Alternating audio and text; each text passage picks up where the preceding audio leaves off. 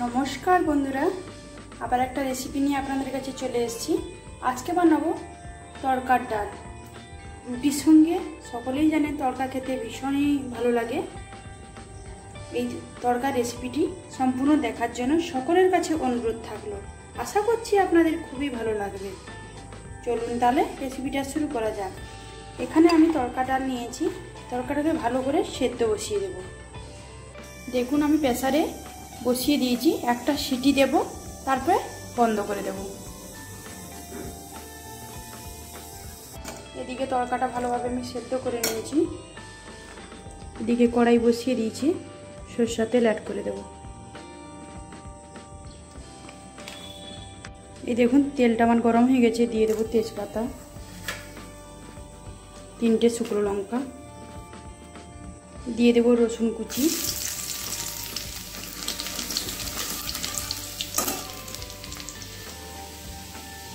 দিয়ে দেব পেঁয়াজ,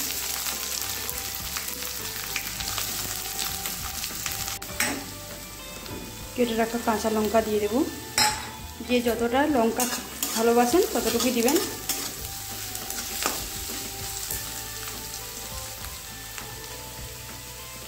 এর মধ্যে অ্যাড করে দেব লবণ, পরিমাণ মতো হলুদের গুঁড়ো দিয়ে খুব ভালোভাবে এটাকে কষিয়ে নেব।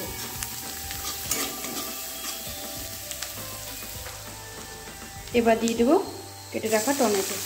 এই দেখুন মশলাটা আমার ভাজা হয়ে গেছে। এবারে একটা ডিম নিয়েছি, ডিমটা দিয়ে দেবো। এটাকে খুব ভালোভাবে ভেজে নেব। খুব ভালোভাবে আমার এটা হয়ে গেছে।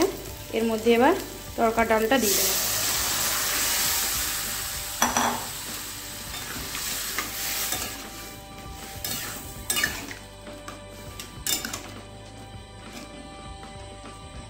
এই দেখুন বন্ধুরা, তড়কাটা ভালোভাবে ফুটে গেছে।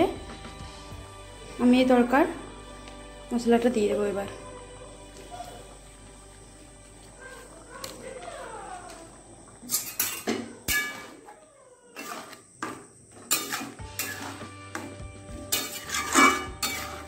একদম রেডি। আর একটু ফুটে গেলে আপনাদেরকে নামিয়ে দেখাচ্ছি কেমন হয়েছে।